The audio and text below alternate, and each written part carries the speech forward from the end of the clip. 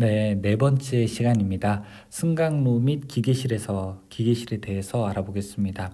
승강로라고 하는 것은 무엇이었습니까? 승강로는 바로 이렇게 엘리베이터의 구조에서 칸가 오르고 내리는 그런 통로로 생각을 하면 되겠습니다. 일종의 복도 같은 역할을 하게 되는 것이죠.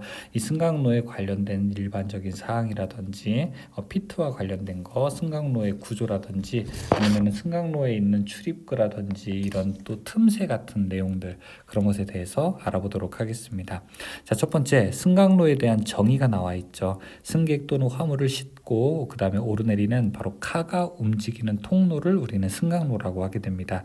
일반적인 사항들 알아볼까요? 엘리베이터의 균형추 또는 평형추는 각 칸와 동일한 승강로 안에 있어야 된다. 즉 같은 승강로 안에 이렇게 칸가 위치하고 있다면 여기에 균형추가 위치해야 되고 있다라고 하는 것도 일반적인 사항에 들어가게 됩니다. 그리고 승강로 내에는 각 층을 나타내는 표기가 있어야 합니다. 이 안에는 예를 들어 1층이라든지 2층이라든지 이런 것들이 설치되어 있어서 혹시 승강로 안에서 어떤 인명 구조 활동이라든지 아니면 점검 활동을 할 때 이런 것이 좀 쉽게 파악이 되도록 일반적으로 되어 있어야 됩니다. 승강로의 구조도 살펴볼까요? 승강로의 구조는 외부에서 사람 또는 물건이 운전 중에 칸나 균형추에 닿지 않도록 해야 하고, 당연히 승강로에 닿을 일도 없고 승강로가 보일 일도 없습니다. 일반적일 때에는요. 하지만 화재 시 승강로를 거쳐서 다른 층이 연소하지 않도록 해야 된다. 이것도 이제 비상시에 대한 조건에 들어갈 수가 있습니다. 그리고 벽 또는 울타리에 의해서 외부 공간과 격리가 되어야 된다라고 되어 있습니다. 승강로는 완전히 노출되어야 되는 것이 아니라 승강로만으로는 절대 외부에서 볼 수 없게끔 그렇게 되어 있어야 됩니다. 자, 전격 속도별 상부 여유 거리와 피트 깊이를 보도록 하겠습니다. 일반적으로 이제 칸가 오르고 내리는 곳이 승강로라고 했는데, 이 승강로에서 이 상부의 여유, 위에는 얼만큼 여유를 둘 것인가, 그 다음에 하부의 여유, 이걸 우리가 피트 깊이라고 하게 되는데 하부의 여유를 어떻게 둘 것인가 라고 하는 것을 이야기하고 있습니다. 자, 그런데 여기에 나와 있는 이런 깊이는 사실상 최근에는 그렇게 문제에서 좀 중요시하고 있는 곳이 아니기 때문에 여러분들이 그냥 눈으로만 한번 이렇게 싹 보셔도 좋을 것 같습니다. 이 상부 여유 거리가 칸가 완전히 여기 아래 보시게 되면은 피트 깊이와 그 다음에 상부 여유 거리를 좀 측정적인 기준점만 보시면 되는데, 상부 여유 거리 위에 얼마큼 여유가 있냐라고 했을 때 균형추가 완전히 압축된 압축기 위에 있을 때 이것을 우리가 상부 여유 거리라고 부르게 됩니다. 무슨 얘기냐면은 균형추가 완전히 압축된 완충기 위에 있다는 얘기는 뭘까요? 균형추가 하여간 최대 밑에 갔다는 얘기죠. 균형추가 최고 아래에 도달했을 때, 최하점에 도달했을 때 그때 칸가 있고, 이 칸가 바로 이 상부와의 거리, 이때를 우리가 상부 여유 거리라고 부르게 됩니다. 반면 피트 깊이라고 하는 건 뭘까요?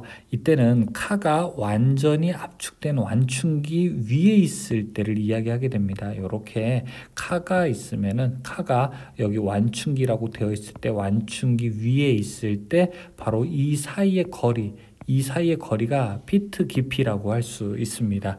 따라서 이 피트 깊이는 몇 가지 보면 0.5m, 0.6m, 1m, 가로 세로 높이가 이렇게 돼 있는 것 이상의 장방향 블록을 수용할 수 있는 충분한 공간이 있을 것, 이 안에다가 이런 것을 넣을 수 있다는 얘기예요. 이게 사실은 블록인데 여러분, 가로 50cm, 세로 60cm, 그 다음에 높이 1m라고 하는 것은 무슨 뜻일까요? 이 블록을 여기다가 짐을 놓았을 때 문제가 없어야 된다는 것도 있지만, 실제로 혹시 만약에 사람이 어떤 일을 하다가 만약에 칸가 어떠한 이유에서 내려오게 되었을 때 사람이 만약에 쪼그려 있으면 안전을 보장하는 최소한의 공간이 있어야 된다는 겁니다. 이것이 바로 이 뜻을 의미하고 있는 것입니다. 피트 바닥과 칸의 가장 낮은 부품 사이의 수직거리가 0.5m 이상 되어야 된다. 피트에 고정된 가장 높은 부품과 칸의 가장 낮은 부품 사이가 0.3m 이상 되어야 된다는 것도 바로 그러한 내용들을 설명하고 있는 것입니다. 다음은 출입구입니다. 출입구는 카 출입문에는 문이 설치되어 있어야 한다. 카에는 2개 이상의 출입구가 설치되어 있을 수 있으나 2개 이상의 문이 동시에 열려서 절대 몇 번 앞으로도 강조가 될 겁니다. 통로로 절대 사용되는 구조가 아니어야 합니다. 그리고 카의 문턱, 여러분들이 타는 문턱이랑 승강장 문턱 이 둘 사이의 거리가 좁아야 되겠죠. 너무 넓게 되면은 발 빠짐 등의 현상이 발생할 수가 있겠죠. 그 둘 사이는 35mm 이하여야 됩니다. 이때 만약에 장애인용이다라고 하게 되면은 휠체어가 충분하게 건너는데 지장이 없도록 30mm 이하가 되어야 됩니다. 그리고 카 문턱 끝과 승강로 벽과의 간격은 0.15m 이하여야 합니다. 카와 카 출입구를 마주하는 벽 사이의 틈새 보도록 하겠습니다. 승강로 내의 내측 면과 카 문턱, 카 문틀 또는 카 문에 닫히는 모서리 사이 수평거리 0.16m 이하여야 하고요. 자, 위에 나왔지만 카 문턱과 승강장 문턱 사이 35mm 이하여야 하고요. 그 다음에 역시 카 문과 닫힌 승강장 문 사이 수평거리 여기도 0.12m 이하여야 됩니다. 뭐 경첩인 경우 경첩 들어갔다라고 하면 우리가 0.15m 한번 생각을 해보죠. 이게 경첩이 무슨 얘기냐면 경첩이 있는 승강장 문이라고 하잖아요. 문 중에서 여러분 이런 문이 있죠. 이렇게 우리 식당 같은 데 가면은 여기 테이블 2개를 서로 이렇게 밀고 당기면서 칸막이, 가니식 칸막이 이것이 이 사이에 있는 구조가 바로 경첩 구조 아니겠습니까? 이 사이에 경첩이 있는 거잖아요. 그러니까 승강장 문이 이런 경첩 구조인 경우 사실은 이런 거 보기는 드물죠. 그렇죠? 자, 이런 경우일 때 문 사이의 틈새, 닫힌 문 사이의 틈새 이게 만약에 문이 닫혔다고 하면 요 안에 틈새에는 여기에는 절대 0.15m의 구가 통과하지 않아야 된다. 즉 15cm의 구가 주먹 하나 이렇게 동그랗게 줬을 때 자, 이 정도의 구가 통과하지 않아야 된다는 바로 그런 특징을 나타낸다. 그러니까 무슨 얘기냐면 촘촘해야 된다는 거죠. 경첩이 있는 승강장 문은 이 문을 완전히 이렇게 접었을 때 촘촘해야 된다라고 하는 것을 여기서 표현하고 있습니다. 그래서 어떤 구라고 하는 거는 공이라고 생각해도 되죠. 공이 통과하지 않아야 된다라고 하게 되면 그때 나오는 것은 0.15m다 이렇게 생각을 하셔도 됩니다. 기계실을 한번 살펴볼까요? 관련된 기계실에서 나와 있는 내용들입니다. 기계실이라고 하는 것은 어디 있다고 했었죠? 이 승강로가 있으면 승강로의 제일 위에 존재하는 게 바로 이제 기계실입니다. 기계실에는 권상기, 그 다음에 제어반, 과속 조절기 이런 것들이 다 설치되어 있는 곳이 기계실인데 기계실에서 중요한 것은 이것은 별도로 나누어져 있는 공간이다라고 하는 겁니다. 기계실의 일반적인 사항 보겠습니다. 기계실은 엘리베이터 이외의 목적으로 사용되지 않을 것이어야 됩니다. 기계실을 예를 들어 뭐 창고로 겸용으로 사용한다거나 기계실 안에 뭐 사무실을 둔다거나 이렇게 돼서는 안 됩니다. 전용 목적으로 사용되어야 됩니다.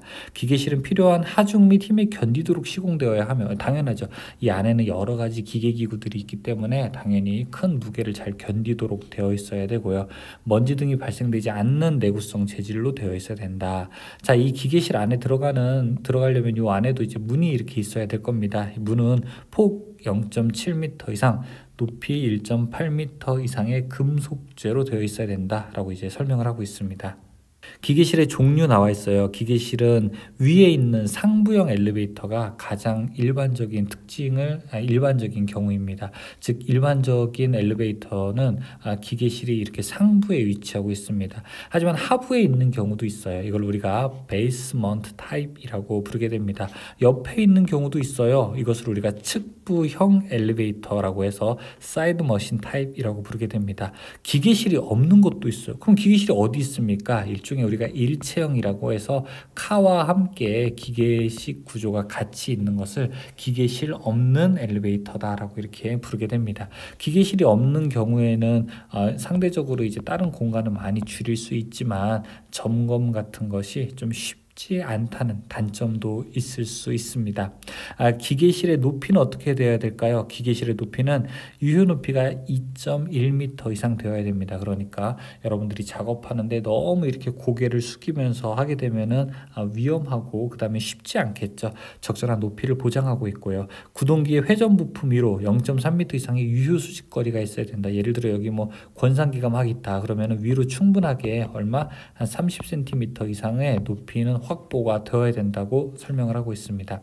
기계실의 온도도 중요하게 됩니다. 기계실에는 아주 물리력이 중요한 장비들도 있지만 그냥 철 같은 장비들도 있지만 그 안에는 전자제어라든지 아니면은 뭐 이렇게 전력전자와 같은 그런 통신 장비들도 엘리베이터를 설치하는 엘리베이터 구동에 필요한 여러 가지 장비들이 있을 수 있기 때문에 기계실은 반드시 온도도 중요하지만 또 습도 같은 것도 적절하게 유지가 되어야 됩니다. 기계실은 눈, 비가 유입되거나 동절기에 실온이 내려가지 않도록 조치되어야 하며 당연하겠죠. 동절기에도 많이 온도가 내려가서 안에 이제 결로 같은 것이 생기지 않아야 합니다. 실온은 반드시 5도에서 40도 사이에서 유지되어야 된다. 자, 여러분 5도에서 40도를 기억하셔야 됩니다. 여기서 이제 중요한 것이 있는데요. 바로 유효 높이, 그 다음에 회전 부품 위로 0.3m 이상, 그리고 이 온도 5도에서 40도 여기도 이제 조심하셔서 잘 보아야 될 부분입니다. 기계실의 조도도 나와 있게 되네요. 일단 밝기를 설명하고 있는데요. 기계실의 조도는 200룩스 이상 되어야 되고요. 양중 지지대 또는 고리, 그러니까 위에 천장에서 이렇게 지지하는 고리, 지지고리 같은 경우에는 반드시 1개 이상 있어야 됩니다. 나중에 우리가 모터 같은 것을 교환하거나 점검할 때 바로 이 고리에 걸어서 점검이나 교환을 할 수 있도록 충분하게 그런 장치가 이미 되어 있어야 된다는 것을 설명하고 있습니다. 그렇다면 이제 관련된 문제들을 한번 풀어보도록 하겠습니다. 1번, 전기식 엘리베이터 기계실의 구조에서 구동기의 회전 부품 위로 몇 미터 이상의 유효 수직거리가 있어야 되는가 물어보고 있습니다. 기계 위에는 반드시 얼마 이상? 30cm 이상 유효 수직거리가 있어야 된다고 했었죠. 네, 답은 2번에 해당합니다. 전기식 엘리베이터에서 기계실 출입문의 크기는 어떻게 되는가 물어보겠습니다. 기계실 출입문 폭으로 보게 되면 0.7m 이상이어야 되고요. 높이는 1.8m 이상, 그리고 철제문이어야 되고 기계실의 내부로 열리는, 그러니까 기계실에 들어갈 때 밀고 들어가는 게 아니라 당기면서 들어가는 구조여야 됩니다. 이것도 중요합니다. 당기며 들어가는 구조이어야 합니다. 카 문턱 끝과 승강로 벽과의 간격으로 알맞은 것은 어떻게 되는가? 카 문턱 끝과 승강로 벽과는 15cm 이상, 15m 이하이어야 합니다. 기계실을 승강로의 아래쪽에 설치하는 방식은 무엇인가? 아래쪽에다 설치하는 것을 우리가 베이스먼트 방식이라고 부르게 되죠. 위에다가 하는 것은 정상부고요. 옆에다 하는 것은 사이드 머신 방식이 됩니다. 승강기 완성 검사 시 전기식 엘리베이터에서 기계실의 조도는 기기가 배치된 바닥에서 몇 룩스 이상이어야 되는가? 이때 조도는 200룩스 이상이어야 합니다. 여기까지 해서 우리가 몇 번째 시간이죠? 지금 4번째 시간인데요. 승강로 및 기계실에 대한 내용을 설명드렸습니다.